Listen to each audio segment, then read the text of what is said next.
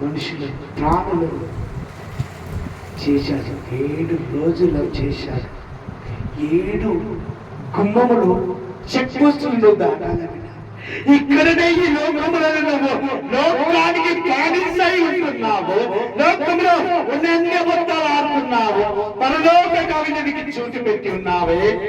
ఆ check post ఎలా దాటా అనుకుంటున్నావు బిడ్డ? ఎలా దాటా అనుకుంటున్నావు బిడ్డ? ఈ రోజే అబద్ధాలు పులి స్టాప్ పెట్టాయి.